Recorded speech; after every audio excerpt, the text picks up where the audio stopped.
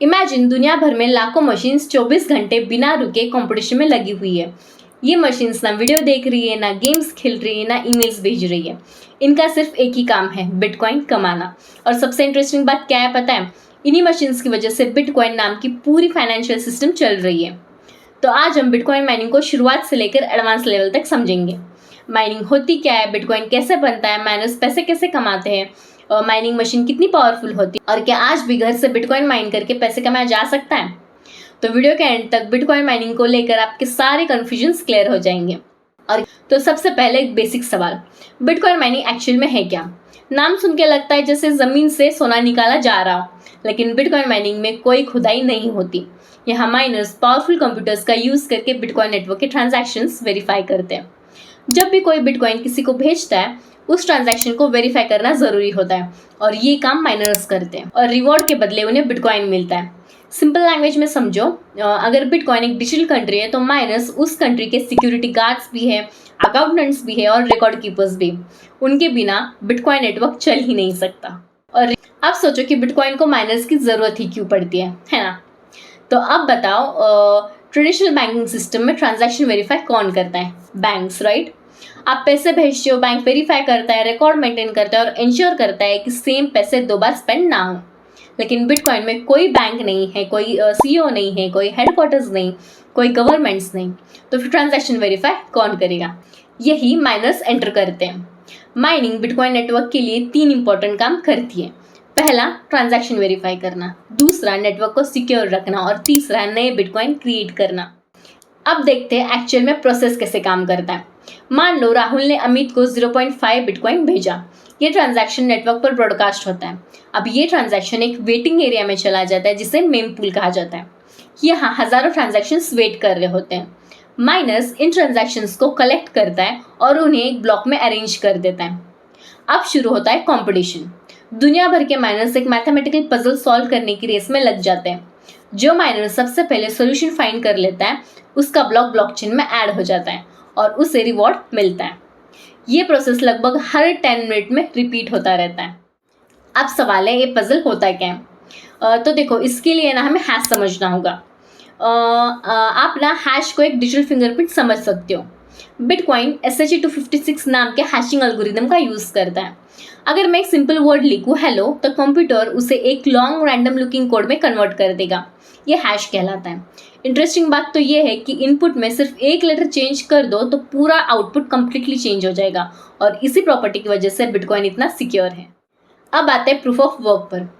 ये बिटकॉइन का consensus mechanism है। प्रूफ ऑफ वर्क का मतलब है नेटवर्क को प्रूफ देना कि आपने एक्चुअल में कंप्यूटेशनल वर्क किया है।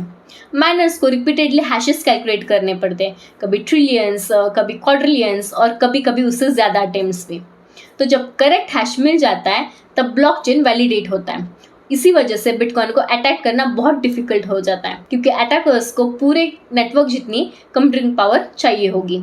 क्योंकि अब सोचो, अगर नए माइनर्स कंटिन्यूअसली नेटवर्क ज्वाइन करते रहे तो जल्दी ब्लॉक्स जनरेट होने लगेंगे, राइट? लेकिन बिटकॉइन ने इसका भी सोल्यूशन रखा है, जिसे माइनिंग डिफिकल्टी कहते हैं।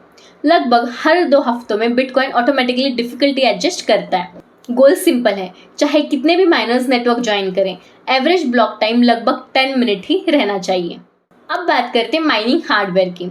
बिटकॉइन के शुरुआती दिनों में लोग नॉर्मल कंप्यूटर्स से माइनिंग करते थे।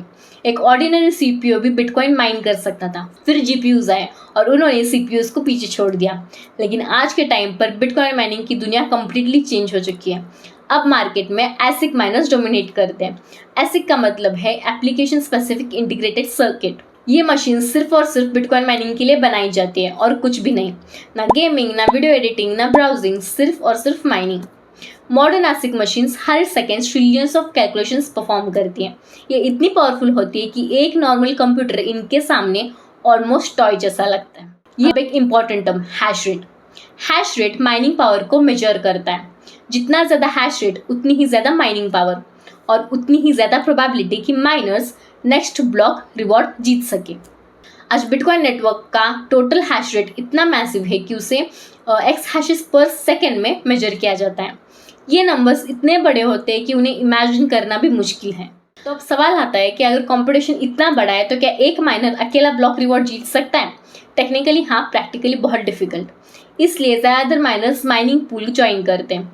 माइनिंग पूल को आप टीम एफर्ट समझ सकते हो। हज़ारों माइनर्स अपनी कंप्यूटिंग पावर कंबाइन करते हैं और जब पूल को रिवॉर्ड मिलता है तो सबके कंट्रीब्यूशन के हिसाब से डिस्ट्रीब्यूट कर दिया जाता है। इससे इनकम ज़्यादा प्रिडिक्टेबल हो जाती है। अब बात करते हैं बिटकॉइन हाल्विंग की। ये बिटकॉइन की सबसे फैसिनेटिंग फीचर्स में से एक है। जब बिटकॉइन लॉन्च हुआ था, हर ब्लॉक पर माइनर को 50 बिटकॉइन मिलते थे। फिर रिवॉर्ड 25 हुआ, फिर 12.5, फिर 6.25 और 2024 के हाल्विंग के बाद रिवॉर्ड 3.125 बिटकॉइन हो गया। हर लगभग 4 साल में रिवॉर्ड आधा हो जाता है। इसी मैकेनिज्म की वजह से बिटकॉइन की सप्लाई लिमिटेड रहती है और इसी वजह से लोग बिटकॉइन को डिजिटल गोल्ड भी कहते हैं। बिटकॉइन की मैक्सिमम सप्लाई सिर्फ 21 मिलियन है, ना 22 मिलियन, ना 25 मिलियन, सिर्फ 21 मिलियन। और इसी स्कैरसिटी की वजह से बिटकॉइन की वैल्यू प्रोपोजिशन इतनी यूनिक है। अब एक कॉमन सवाल, क्या आज भी घर से बिटकॉइन माइनिंग कर सकते हैं? जवाब है, कर सकते हो, लेकिन प्रोबेबिलिटी अलग बात है। आपको एक्सपेंसिव एसिक मशीन चाहिए, इलेक्ट्रिसिटी कॉस्ट लो होनी चाहिए, कूलिंग सिस्टम चाहिए और मशीन का नॉइज भी टॉलरेट करना पड़ेगा। कई माइनिंग मशीन्स वैक्यूम क्लीनर से भी ज़्यादा आवाज़ करती है। इसीलिए आज माइनिंग का मेजर हिस्सा लार्ज इंडस्ट्रियल माइनिंग फार्म में होता है, जहाँ हज़ारों एसिक मशीन्स एक साथ चलती है। अब एक और इंटरेस्टिंग टॉपिक, बिटकॉइन माइनिंग और electricity.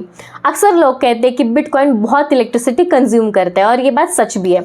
Bitcoin network enormous amount of energy use करता है, लेकिन पिक्चर का दूसरा साइड भी है। बहुत से mining operations hydro power, solar energy, wind energy और स्टैंडर्ड एनर्जी सोर्सेज का यूज़ करते हैं, यानी ऐसी एनर्जी जो वेस्ट हो जाती है। एनर्जी डिबेट आज भी बिटकॉइन के अराउंड सबसे ज़्यादा डिस्कस होने वाली टॉपिक में से एक है। अब एक फाइनल सवाल, आखिर बिटकॉइन माइनिंग इतनी इंपॉर्टेंट क्यों है? क्योंकि माइनिंग के बिना बिटकॉइन एग्जिस्ट ही नहीं कर सकता। माइनिंग ट्रांजैक्शंस वेरीफाई करती है, माइनिंग ब्लॉकचेन को सिक्योर रखती है, माइनिंग नए बिटकॉइंस इश्यू करती है और माइनिंग ये इंश्योर करती है कि दुनिया का सबसे बड़ा डिसेंट्रलाइज्ड मॉनेटरी नेटवर्क बिना किसी सेंट्रल अथॉरिटी के काम करता रहे। और अगली बार जब आप बिटकॉइन का प्राइस देखोगे या किसी को बिटकॉइन ट्रांसफर करते देखोगे या बिटकॉइन के फ्यूचर के बारे में सुनोगे, तो याद रखना उसके पीछे कहीं ना कहीं दुनिया भर में चल रही लाखों मशीन्स हैं जो हर सेकेंड ट्रिलियंस ऑफ कैलकुलेशंस कर रही है और वही मशीन्स बिटकॉइन को जिंदा रखे हुए हैं। अगर आपको लगता था कि बिटकॉइन सिर्फ एक डिजिटल कॉइन है, तो अब आप जानते हो बिटकॉइन के पीछे एक पूरा ग्लोबल माइनिंग इकोसिस्टम काम करता है। और शायद इसी वजह से बिटकॉइन सिर्फ टेक्नोलॉजी नहीं बल्कि फाइनेंशियल हिस्ट्री के सबसे इंटरेस्टिंग इंस्ट्रूमेंट में से एक है। अगर आपको बिटकॉइन के लेके सारे कन्फ्यूजन्स क्लियर हुए हो तो वीडियो को लाइक और चैनल को सब्सक्राइब ज़रूर करें ऐसे और भी इंटरेस्टिंग टॉपिक्स के लिए।